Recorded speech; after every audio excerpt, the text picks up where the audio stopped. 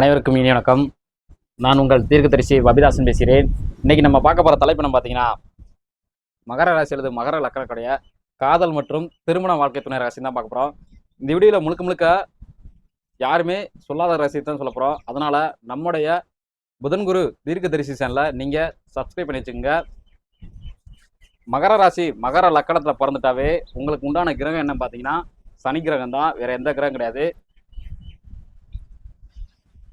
மகர ராசி மகர லக்கணத்தில் பிறந்துட்டாவே மகரம்,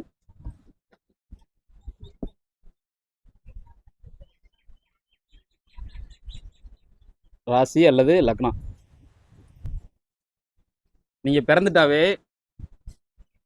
இந்த வீட்டுக்கு எந்த கிரக அதிபதி பார்த்தீங்கன்னா சனி கிரகம் மட்டும்தான்.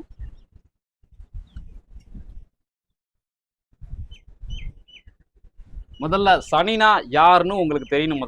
ஏன்னா சனினா நினச்சிட்டு இருக்கீங்க நிறைய பேர் தர்மத்தை நிலநாட்டக்கூடிய கிரகம் அப்படின்னு நீங்கள் நினச்சிட்டு இருக்கீங்க. அப்படின்னா எதுவுமே கிடையாது. சனினா யாருன்னு கேட்டிங்கன்னா ரங்கநாயகி, அதாவது ரங்கநாயகி.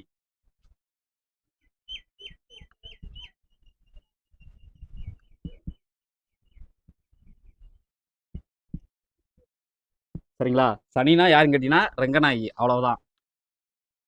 இந்த சனிக்கு பார்த்தீங்கன்னா 2 நட்பு கிரகங்கள் இருக்கு. சனிக்கு பார்த்தீங்கன்னா 2 நட்பு கிரகங்கள் இருக்கு. ஒன்று பார்த்தீங்கன்னா ராகு, இன்னொன்று பார்த்தீங்கன்னா கேது.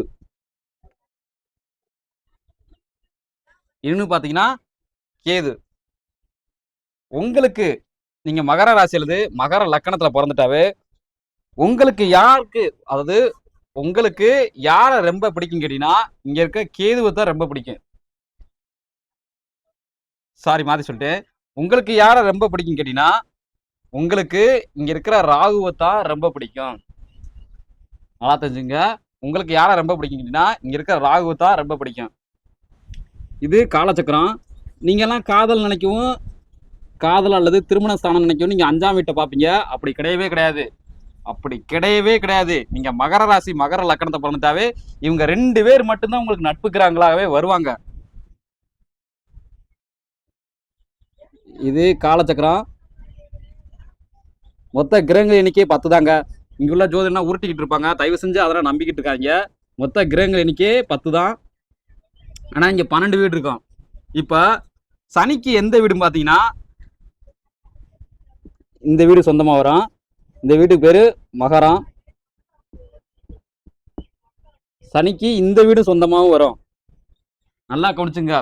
மகர ராசி மகர லக்கணத்தை பிறந்தாவே சனிக்கு 2 வீடு சொந்தமா வரும். இங்க இருக்க மீன வீடுமே வரும், சனிக்கு சொந்தமான வீடு தான். இப்ப நீங்க காதலுக்கு உண்டான கிரகம் சொல்லவும் நீங்க எல்லாருமே சுக்கிரன் செவ்வாயை பார்ப்பீங்க. அப்படி கிடையவே கிடையாது. அதனாலதான் சொன்னேன், இந்த வீடியோல நம்ம யாருமே சொல்லாத ரகசியத்தை தான் சொல்ல போறோம். அப்படி சொல்லி தான் நான் இந்த வீடியோ ஏற்கனவே சொல்லியிருக்கேன். இப்ப ராகுடைய வீடு எதுன்னு கேட்டீங்கன்னா நீங்க நிறைய பேர் நினைச்சிட்டு இருப்பீங்க இங்க ராகுக்கு கேதுக்கு வீடே இல்லை நினைச்சிட்டு இருப்பீங்க. அப்படின்னா கிடையாது.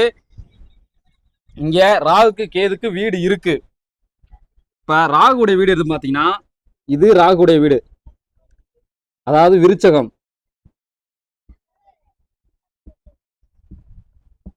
இப்ப கேதுவுடைய வீடு பாத்தீங்கன்னா இதுதான் கேதுவுடைய வீடு. இது துலாம்.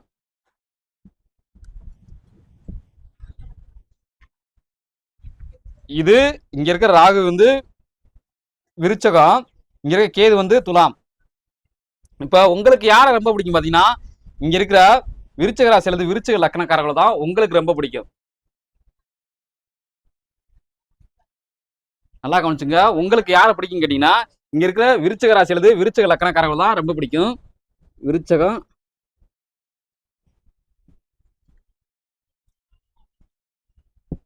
ராசி அல்லது லக்னம். இவங்க யாருன்னு கேட்டீங்கன்னா துலாம்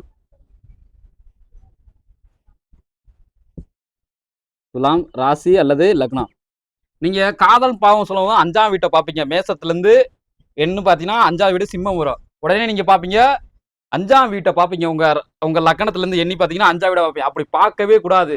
காதலுக்குன்னு தனி கிரகங்கள் இருக்கு. காதல் வாழ்க்கைக்குரிய, அதாவது காதல் வாழ்க்கையை குறிக்கக்கூடிய கிரகங்கள்லாம் ஒரு தனிப்பட்ட 4 கிரகங்கள் இருக்கு. இல்லற வாழ்க்கையை குறிக்கக்கூடிய கிரகங்களும் தனிப்பட்ட ஒரு 4 கிரகங்கள் இருக்கு. சரிங்களா? அதே மாதிரி காதல் தோல்வியையும் துறவர கிரகங்களும் குறிக்கக்கூடிய கிரகங்கள் ஒரு 4 இருக்கு. இப்ப அதுதான் என்னன்னு பாத்தீங்கன்னா, இதுபடி பாத்தீங்கன்னா தப்பாதான் வரும். இந்த சிம்ம வீட்டை பாத்தீங்கன்னா தப்பாதான் வரும். அப்படி வரவே வராது. இப்ப காதலுக்கு இல்லற வாழ்க்கைக்கு முழுக்க முழுக்க வெற்றி தரக்கூடிய கிரகங்கள் என்னன்னு பாத்தீங்கன்னா, காதல் அல்லது திருமணம்.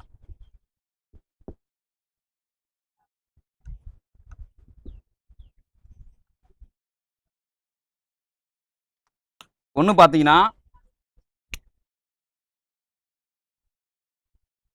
பாத்தீங்கன்னா சந்திரன்,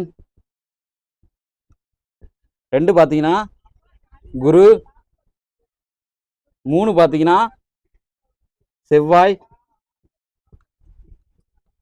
4 பாத்தீங்கன்னா குளிகை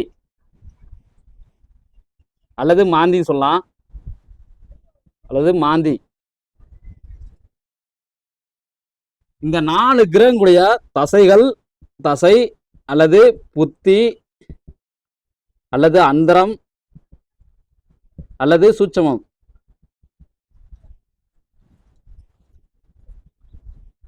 சரிங்களா? இந்த 4 கிரகங்களுடைய, அதாவது சந்திரன், குரு, செவ்வாய், குளிகை, இந்த 4 கிரகங்களுடைய தசைகளோ அல்லது புத்திகளோ அல்லது அந்தரங்களோ அல்லது சூட்சமோ நடக்கக்கூடிய காலகட்டத்தில் தான் மகர ராசி அல்லது மகர லக்கணத்துல பிறந்தவங்களுக்கு அதிக அளவு இந்த காலகட்டத்தில் தான் காதல் வாய்ப்படும்.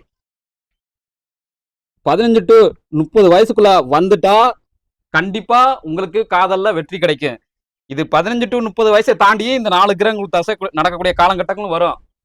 ஒரு குறிப்பிட்ட லக்னாதிபதி வந்துட்டா வரும் கண்டிப்பா. இப்ப மகர ராசி எடுத்துக்கிட்டீங்கன்னா உங்களுக்கு சனி தசை கண்டிப்பா நடக்கும். மகர ராசிக்காரர்களா இருந்தீங்கன்னா கண்டிப்பா உங்களுக்கு சனி தசை நடக்கும். இதே மகர லக்கணக்காரர்களா இருந்துட்டீங்கன்னா கண்டிப்பா உங்களுக்கு சனி தசை நடக்காது. ஏன் கேட்டீங்கன்னா உங்களுக்கு லக்கணத்திலே சனி இருக்கு. அதனால உங்களுக்கு சனி தசை நடக்க 100% வாய்ப்பு கிடையாது. அதே மாதிரி மகர லக்கணத்துல பிறந்துட்டீங்கன்னா ஆணா இருந்தாலும் சரி பெண்ணா இருந்துட்டாலும் சரி ஒரு குறிப்பிட்ட வயசுக்குள்ள, இந்த வயசுக்குள்ள நல்லா தெரிஞ்சுங்க, 15 to 25, அதாவது 15 to 25 அந்த வயசுக்குள்ள நீங்க திருமணம் செஞ்சுக்கிறது ரொம்ப ரொம்ப நல்லது. ஏன்னா நீங்க மகர லக்கணத்துல பிறந்துட்டாவே காதல் திருமண வாழ்க்கைக்குள்ள போறதே மிகப்பெரிய அரிதுன்னா செய்யல. அதனா ஏன் கேட்டீங்கன்னா லக்கணத்துல சனி இருக்கு. சனி ஒரு மந்த கிரகம், எதுலையுமே ஒரு பிடிப்பில்லாத ஒரு கிரகம், பிடிப்பே இருக்காது சுத்தமா, எதுலையுமே ஒரு ஈர்ப்பு இருக்காத ஒரு கிரகம். அதனால சொல்றேன், நீங்க மகர லக்கணத்துல பிறந்துட்டீங்கன்னா கண்டிப்பா நீங்க 15 to 25 அந்த வயசுக்குள்ளேயே நீங்க கல்யாணம் பண்ணிக்கங்க. அதை விட்டுட்டீங்கன்னா 50 வயசுக்கு மேலதான் உங்களுக்கு கல்யாணமோ அல்லது திருமணமோ, அதாவது கல்யாணம் அல்லது காதலோ அதுக்கு மேல வயசுலதான் ஏற்படும். ஏன் கேட்டீங்கன்னா மகர லக்கணக்காரர்களுக்கு உங்களுக்குன்னா கிட்டத்தட்ட 50 வயசுக்கு மேலதான் இந்த ஒரு அதாவது இங்க இல்ல ஒரு குறிப்பிட்ட கிரகங்கள் தசைகள் 50 வயசுக்கு மேல நடக்கும். அந்த காலகட்டத்துல இந்த கிரகங்கள் தசை நடந்துச்சுன்னா கண்டிப்பா இல்லற வாழ்க்கை மீது நாட்டம் கொடுக்கும். அது பெரிய அளவு அஃபெக்ஷனை கொடுக்கும். அதனாலதான் சொல்றேன் மகர லக்கணத்துல வந்துட்டா நீங்க 15 to 25 அந்த வயசுக்குள்ளேயே, அதிகபட்சம் 26 அந்த வயசுக்குள்ளேயே நீங்க கல்யாணம் பண்றது ரொம்ப ரொம்ப நல்லது. இல்லட்டா உங்களுடைய காதல் வாழ்க்கையானது திருமண வாழ்க்கையில ரொம்ப அசிங்க அவமானம் உண்டாகும். இதே மகர ராசிக்காரர்களுக்கு எந்த பிரச்சனையும் உண்டாகாது. ஏன்னா லக்னாதிபதி யார் வரான்னு நம்ம சொல்ல முடியாது. யார் வேணாலும் லக்கணத்துல வரலாம். சரிங்களா? யார் வேணாலும் லக்கணத்துல வரலாம். அதனால அவங்கள பார்த்து நம்ம பயப்படணும் அவசியமே இல்லை. அவங்களுக்கு வேற யாராவது லக்னாதிபதியை இந்த தசைகள்லாம் நினைச்சுன்னா, இந்த வயசுக்குள்ள இந்த தசைகள்லாம் நினைச்சுன்னா கண்டிப்பா அவங்களுக்கு காதல்ல வெற்றி கிடைக்கும். ஆனா மகர லக்கணக்காரர்களுக்கு காதல்ல வெற்றி கிடைக்கிறது அரிதான செயல். அதனாலதான் சொல்றேன், காதலோ அல்லது திருமணமோ நீங்க செய்யறதா இந்த வயசுக்குள்ள நீங்க திருமணம் செஞ்சுக்கிட்டீங்கன்னா ரொம்ப ரொம்ப நல்லதா இருக்கும். இல்லட்டா பின்னாடி பிரச்சனைகளை ரொம்ப ரொம்ப சந்திப்பீங்க உங்க வாழ்க்கையில. இப்ப நீங்க மகர ராசியில மகர லக்கணத்துல பிறந்துட்டாவே உங்களுக்கு விருச்சக ராசியில விருச்சக லக்கணக்காரர்கள் தான் ரொம்ப பிடிக்கும் நான் சொல்லிட்டேன். அவங்கள எப்படி உங்களுடைய காதல் வலையில நீங்க விழ வைக்கணும்னு கேட்டீங்கன்னா, அவங்களுடைய குணங்கள் எப்படி இருக்குன்னு கேட்டீங்கன்னா, அவங்க பாத்தீங்கன்னா அவங்க ஓரளவு ஒரு பிடிப்பில்லாத தன்மையில தான் இருப்பாங்க. அவங்களுமே அதாவது அதிர்ஷ்டத்தை எதிர்பார்த்து அனுதினமும் அதாவது எப்படி சொல்றது, அதிர்ஷ்டத்தை எதிர்பார்த்து இருக்கக்கூடிய ஒரு நபர்களாவே இருப்பாங்க. ஏன் கேட்டீங்கன்னா அந்த விருச்சக ராசியிலிருந்து விருச்சக லக்கணத்துல பிறந்துட்டாவே அவங்க ராகு கிரகத்தின் கீழே செயல்படக்கூடிய ஒரு நபர்களாவே இருப்பாங்க. ராகு கிரகத்தின் கீழே செயல்படும் ஒரு நபர்களாவே இருப்பாங்க. அதனால மோஸ்ட்லி இப்படித்தான் இருப்பாங்க. இவங்களை நீங்க எப்படி உங்களுடைய காதல் வலையை விழ வைக்கணும்னா அவங்களுடைய குணங்கள்னா என்னன்னு கேட்டீங்கன்னா கிட்டத்தட்ட கிட்டத்தட்ட அவங்களுக்கு என்ன பிடிக்கும் பார்த்தீங்கன்னா யார்கிட்டையும் எந்த பிரச்சனையும் போயிடக்கூடாது. ஆனா பொதுவா முதல்ல பார்த்தா நீங்களே ஒரு அமைதியான பர்சன் தான். அவங்களும் ஓரளவு அமைதியான பர்சன் தான். ஆனா சில சமயங்கள்ல பிறரோட பொருளை வந்து அதிக அளவு அபகரிக்கக்கூடிய நபர்களாக இருப்பாங்க. அது பொண்ணா இருக்கலாம், பொருளா இருக்கலாம், எது வேணாலும் இருக்கலாம். அதனால இவங்களை நீங்க காதல் செய்யும்போது அதாவது விருச்சிக ராசி அல்லது விருச்சிக லக்னக்காரர்களை நீங்க காதல் செய்யும்போது கொஞ்சம் பார்த்து ஜாக்கிரதையா இருங்க. சில சமயங்கள்ல காதல் அல்லது திருமண வாழ்க்கையிலயோ ஏமாற்றக்கூடிய நபர்களாவே இருப்பாங்க, சீட்டிங் செய்யக்கூடிய நபர்களாக இருப்பாங்க. சரிங்களா? ஏன்னா உங்களுக்கு தான் அவங்களுக்கு பிடிக்குது. அதனால உங்களோட இல்லற வாழ்க்கையிலும் சரி, காதல் வாழ்க்கையிலும் சரி, நீங்க ரொம்ப ரொம்ப ஜாக்கிரதையா தான் இருக்கணும். அப்படி இருந்தா மட்டும்தான் அவங்களுடைய வாழ்க்கையில இணைந்தே பயணிக்க முடியும். இல்லாட்டா அவங்களோட பயணிக்கவே முடியாது. இன்னொன்று குணங்கள் பார்த்தீங்கன்னா அவங்களுக்கு கிட்டத்தட்ட எதுலையுமே கொஞ்சம் பெருசா அறிவில்லாத அதாவது பெருசா எப்படி சொல்றது, ஓரளவு பெரிய பெரிய அளவு அறிவில்லாத நபர்களாக தான் இருப்பாங்க.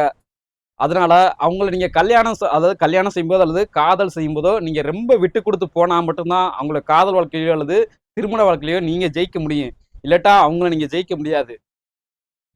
இப்படி இருந்தா மட்டும்தான் நீங்க ஜெயிக்க முடியும். நீங்களும் சரி, இங்க இருக்க மகர ராசிக்காரங்களும் சரி, மகர லக்னக்காரங்களும் சரி, இங்க இருக்க விருச்சக ராசி அல்லது விருச்சக லக்னக்காரங்களும் சரி, ஒரு நடுத்தர குடும்பத்துல தான் இருப்பீங்க, நடுத்தர வர்க்கத்துக்குள்ள தான் இருப்பீங்க. ரொம்ப பணக்காரர்களாக இருக்க மாட்டீங்க, ரொம்ப ஏழையாகவும் இருக்க மாட்டீங்க, ஒரு மீடியத்தில் அளவுல இருப்பீங்க. அதனால இவங்களை நீங்க காதல் செய்யும்போதோ அல்லது திருமணம் செய்யும்போதோ நீங்க பார்த்து ஜாக்கிரதையா தான் இருக்கணும். இல்லாட்டா உங்களுடைய இல்லற வாழ்க்கையில பிரச்சனைகள் ஏற்படத்தான் செய்யும். ஏன்னா உங்களுக்கு பெரிதளவு அறிவு இருக்காது, உங்கள்கிட்ட நிதானம் இருக்கும், அதிக அளவு உங்கள்கிட்ட நிதானம் இருக்கும். அந்த நிதானம் தான் உங்களுக்கு பிரச்சனையாகவே இருக்கும் கடைசி வரைக்கும், நீங்க சாகு வரைக்கும். நீங்க மகர ராசிக்காரர்களா இருந்தாலும் சரி, மகர லக்னக்காரர்களா இருந்தாலும் சரி, இதை மட்டும் கொஞ்சம் கை விட்டுட்டா உங்களோட இல்லற வாழ்க்கையிலும் சரி, திருமண வாழ்க்கையிலும் வெற்றி உங்களுக்கு மட்டும்தான், உங்க இது மட்டும்தான் இருக்கும். நீங்க மகர ராசி அல்லது மகர லக்கணத்துல பிறந்துட்டாவே இவங்க 2 பேத்துக்கு கீழே தான் நீங்க செயல்படுற மாதிரி இருக்கும். நல்லா கவனிச்சுங்க, இது மகர லக்கணக்காரர்களுக்கு மட்டும்தான் நான் சொல்றேன். இது இந்த வார்த்தை. நீங்க மகர லக்கணத்துல பிறந்துட்டா இவங்க 2 பேத்துக்கு கீழே மட்டும்தான் நீங்க செயல்படுற மாதிரி இருக்கும். ஆனா மகர ராசிக்காரர்களுக்கு அப்படி கிடையாது. ஏன்னா லக்னாதிபதி யார் வேணாலும் வரலாம், எந்த கிரகம் வேணாலும் வரலாம், சந்திரன் வரலாம், சூரியன் வரலாம், குரு வரலாம், யார் வேணாலும் வரலாம். இப்படி யார் வேணாலும் வரல, அது மாறிக்கிட்டே இருக்கும். ஆனா நீங்க மகர லக்கணத்துல பிறக்கும்போது நீங்க இவங்களுக்கு கீழே செயல்படுறதா தான் இருக்கும். அதாவது குடும்ப வாழ்க்கையை யார் எடுத்து நடத்தக்கூடிய வல்லமை யாருக்கு இருக்குன்னு கேட்டீங்கன்னா இங்க இருக்கிற விருச்சிக லக்கணக்காரர்களுக்கும் இங்க இருக்கிற கேது லக்கணக்காரர்களுக்கு மட்டும்தான் இருக்கும், உங்களுக்கு இருக்காது. ஆனா மகர ராசிக்காரர்களுக்கு அப்படி கிடையாது. மகர ராசிகளுக்கு மாறிக்கிட்டே இருக்கும். இவங்களை தேடி நீங்க போவீங்க உங்களுடைய காதல்ல. ஆனா உங்களை தேடியும் ஒரு நபர் வருவாங்க. அவங்க யாருன்னு கேட்டீங்கன்னா இங்க இருக்க துலா ராசி அல்லது துலா லக்னக்காரர்கள் தான் உங்களை தேடி வருவாங்க. அவங்களுடைய குணங்கள்லாம் எப்படி இருக்கும் பாத்தீங்கன்னா இவங்களை விட இவங்க பணக்காரங்களா இருப்பாங்க. நல்லா கேட்டுங்க, இவங்களை விட இவங்க பணக்காரங்களா இருப்பாங்க. பண வசதி சரி, பொருள் வசதி சரி, எல்லாத்துலயுமே இவங்க வசதியானவங்களா தான் இருப்பாங்க. இங்க இருக்க விருச்சிக ராசிக்காரர்களோட விருச்சிக லக்கணக்காரர்களோட இவங்க துலா ராசியிலிருந்து துலா லக்கணக்காரங்க ஓரளவு வசதியான வாழ்க்கையை வாழக்கூடிய நபர்களா தான் இருப்பாங்க. ஏன்னு கேட்டீங்கன்னா இவங்க மோஸ்ட்லி 70% பணக்காரங்களா தான் இருப்பாங்க, இங்க இருக்க துலா ராசியிலிருந்து துலா லக்கணக்காரங்க. ஆனால் அவங்க சாதி மதம் பார்க்கக்கூடிய நபர்களா இருப்பாங்க. கண்டிப்பா உங்களை தேடிதான் வருவாங்க. இவங்கள காதல் செய்யும்போது சில பேருக்கு வெற்றி கிடைக்கும், சில பேருக்கு தோல்வி கிடைக்கும். ஆனா இங்க கிட்டத்தட்ட நம்ம சொல்லிடலாம், இந்த காதல்ல அது திருமண வாழ்க்கையில கிட்டத்தட்ட 95% வெற்றி மட்டும்தான் கிடைக்கும். ஆனா இவங்களுடைய காதல் வாழ்க்கை இவங்க தான் உங்களை தேடி வராங்க. இவங்களே தேடி வந்துட்டு இவங்களே உங்களுக்கு பிரச்சனை தரக்கூடிய நபர்களா வருவாங்க பின்னாடி வாழ்க்கையில போக போக. ஏன்னா இவங்கன்னா சாதி மதம் பார்க்கக்கூடிய நபர், பொருளாதாரத்தை பார்த்து வாழ்க்கையை வழிநடத்தி செல்லக்கூடிய நபர்களாகவே இருப்பாங்க சாகு வரைக்கும். இவங்களை காதல் செய்யும்போதோ அல்லது திருமணம் செய்யும்போதோ மகர ராசி அல்லது மகர லக்கணக்காரங்க ரொம்ப ரொம்ப ஜாக்கிரதையா இருக்கணும். விருச்சிக ராசிக்காரோட நீங்க விட்டுறலாம், ஓரளவு மேனேஜ் பண்ணி நீங்க கொண்டு வந்துடலாம். ஆனா இங்க இருக்க துலா ராசி அல்லது துலா லக்கணக்காரர்களை கல்யாணம் பண்ணும்போது நீங்க ரொம்ப ரொம்ப ஜாக்கிரதையா இருக்கணும். இதே உங்க கேஸ்ட் உங்க மதமா இருந்துட்டா ஒன்றும் பிரச்சனை கிடையாது. ஆனா நீங்க கேஸ்ட் மாதிரி, அதாவது சாதி மாதிரி அல்லது மதம் மாதிரி நீங்க திருமணம் செய்யும்போதோ அல்லது காதல் பண்ணும்போதோ பின்னாடி கல்யாணம் பண்ண பின்னாடி உங்களுடைய திருமண வாழ்க்கையில பிரச்சனை வந்துகிட்டே இருக்கும். வேற யாரும் செய்ய மாட்டாங்க, இவங்களே லூசுத்தனமா செய்யக்கூடிய நபர்களாக தான் இருப்பாங்க. ஏன்னா அந்த அளவுக்கு சாதி உணர்வு இருக்கும், அந்த அளவுக்கு மதப்பற்று இருக்கும். அதை ஏற்றுக்கொள்ளும் நபர்களா நீங்க இருந்தீங்கன்னா நீங்க இவங்களை கல்யாணம் பண்ணிக்கலாம், காதல் பண்ணிக்கலாம். ஆனா நீங்க காதல் செய்யும்போது சரி, திருமணம் செய்யும்போது சரி, ரொம்ப ரொம்ப ஜாக்கிரதையா இருக்கணும். ஏன்னா இவங்களே பிரச்சனைக்குரிய நபர்களா தான் இருக்கிறாங்க, இவங்களே பிரச்சனைக்குரிய நபர்களா தான் இருக்காங்க. அதனால நீங்க ரொம்ப ரொம்ப ஜாக்கிரதையா இருக்கணும். இப்ப இந்த 15 to 30 இந்த வயசுக்குள்ள இந்த தசையெல்லாம் நடந்துட்டா முழுக்க முழுக்க 100% உங்களுக்கு வெற்றி தான் கிடைக்குன்னு நான் சொல்லிட்டேன். இப்ப உங்களுக்கு காதல் தோல்வியை தரக்கூடிய கிரகங்கள் என்னன்னு கேட்டீங்கன்னா, இது தோல்வி முழுக்க முழுக்க. முதல் கிரகம் பாத்தீங்கன்னா சூரியன்,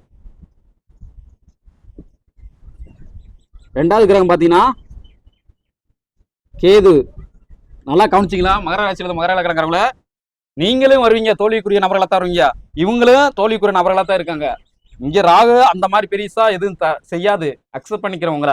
ஆனா இங்க இருக்க கேது பிரச்சனையை தரும். மூணாவது பாத்தீங்கன்னா சுக்கிரன். நான் சொன்னேன்ல பாத்தீங்களா, சுக்கிரன் தோல்வியை குறிக்கிறேன் தான். நாலாவது பாத்தீங்கன்னா நீங்க, அதாவது சனி. இப்ப நீங்க மகர ராசி அல்லது மகர லக்கணத்துல பிறந்து, நீங்க மகர ராசிக்காரர்களோ அல்லது மகர லக்கணத்திலே பிறந்து உங்களுக்கு சந்திர தசை நடந்து இந்த வயசுக்குள்ள நீங்க காதலிக்கிற நபருக்கு இங்க இருக்கிற ஏதாச்சும் ஒரு தசைகள் நடந்துட்டா கண்டிப்பா தோல்விதான் ஏற்படும். அது காதல் வாழ்க்கையா இருந்தாலும் சரி, திருமண வாழ்க்கையா இருந்தாலும் சரி. அதே மாதிரி இங்க இருக்க குருதசை உங்களுக்கு நடந்து, மகர ராசிக்காரர்களோ அல்லது மகர லக்கணக்காரர்களுக்கோ உங்களுக்கு குருதசை நடந்து இங்க இருக்கக்கூடிய மகர லக்கணக்காரர்களுக்கு சனி தசை நடக்காது, நான் ஆல்ரெடி சொல்லிட்டேன். இங்க சனி தசையை விட்டுருங்க. ஆனா மகர ராசிக்காரங்க இந்த சனி தசையை பாத்துக்குங்க, ஏன்னா உங்களுக்கு சனி தசை நடக்கும். இங்க இருக்கக்கூடிய கிரகங்கள் இந்த தசைகள் நடந்துட்டா கண்டிப்பா தோல்வியை தரக்கூடிய கிரகங்களா தான் இருக்கும். அதே மாதிரி செவ்வாய் தசை நடந்து இங்க இருக்கக்கூடிய ஏதாச்சும் ஒரு கிரகங்கள் தசை நடந்துச்சுன்னா அப்போ உங்களுக்கு தோல்வியை மட்டும்தான் தரும். அந்த காதல் வாழ்க்கையாலும் சரி, திருமண வாழ்க்கையா இருந்தாலும் சரி. இங்க இருக்க குளிய தசை நடந்து இங்க இருக்கக்கூடிய கிரகங்கள் ஏதாச்சும் ஒரு தசைகள் நடந்துச்சுன்னா அப்பவும் காதல் வாழ்க்கையும் சரி, திருமண வாழ்க்கையும் சரி, முழுக்க முழுக்க 100% தோல்வி மட்டுமே தரும். ஏன் கேட்டீங்கன்னா, இங்க இருக்க சூரியன் முழுக்க முழுக்க ஒரு துறவர கிரகம். ஆனா இங்க இருக்க 4 கிரகங்களும் இல்லற வாழ்க்கை கிரகங்கள், காதல் உணர்வை அதிக தூண்டக்கூடிய கிரகங்கள்.